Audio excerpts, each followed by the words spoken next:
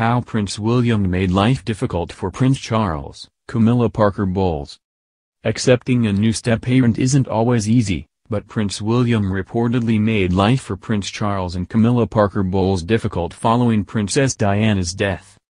Although Charles and Camilla married in 2005, according to the book Harry and William by Katie Nicholl, the young prince met the Parker Bowles family in 1998.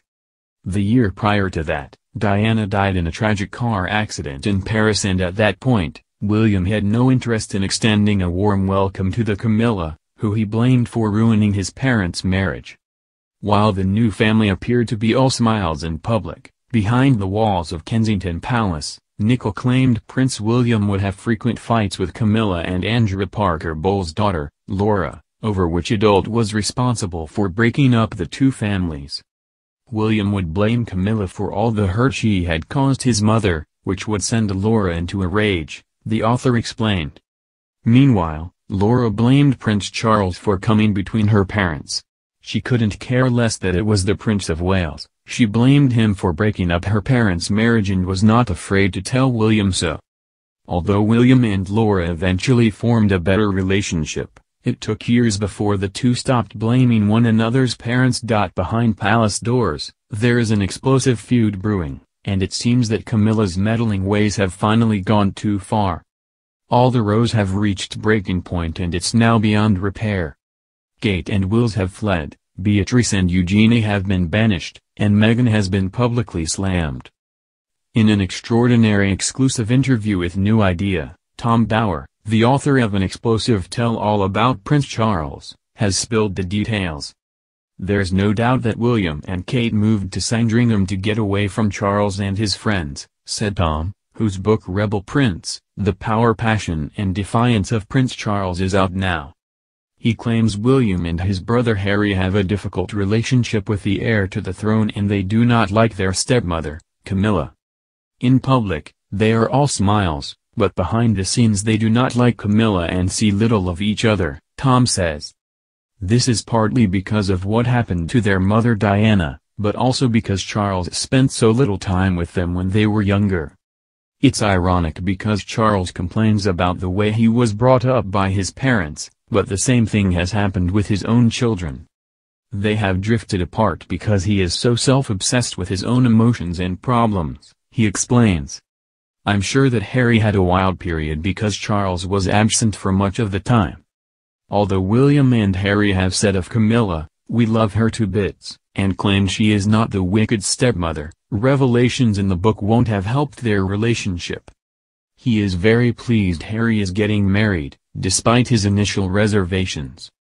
Camilla has called Meghan a star and built up a close relationship with the American, who has turned to the Duchess of Cornwall for advice to help calm her pre-wedding nerves.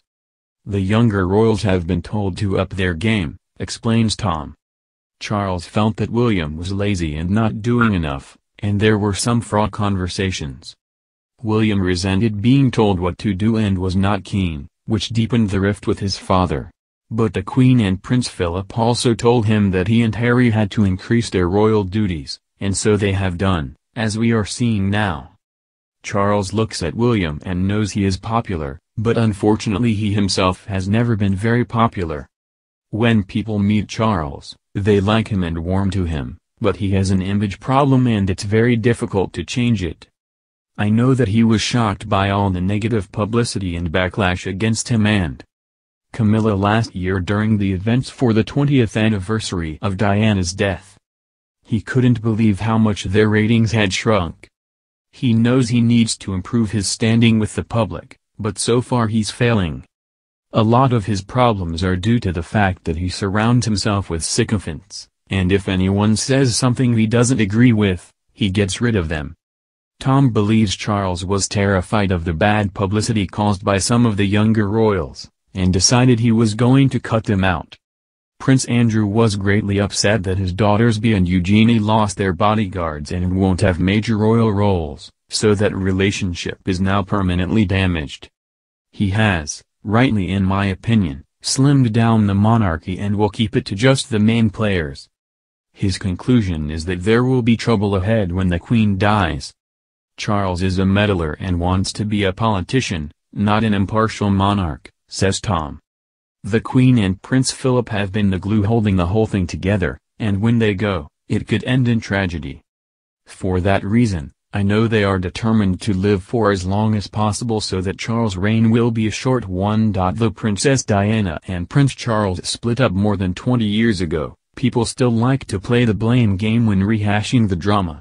Was it Charles's fault? Or should Diana get the blame? Or maybe the whole thing was the fault of Camilla Parker Bowles? Camilla Parker Bowles, after all, is the woman whom Charles fell in love with before he met Diana. And the two of them had an affair even though they were both married to other people. As with the breakdown of any marriage, it's all pretty complicated, and a lot of feelings got hurt. That probably also applies to Prince William and Prince Harry, who dealt with their parents' divorce, endured their mother's tragic death, and have had to get used to the idea of Camilla becoming an official part of the royal family. But do Prince William and Prince Harry resent Camilla for playing a role in the breakdown of Princess Diana and Prince Charles's marriage? Here's what we know about this sticky situation.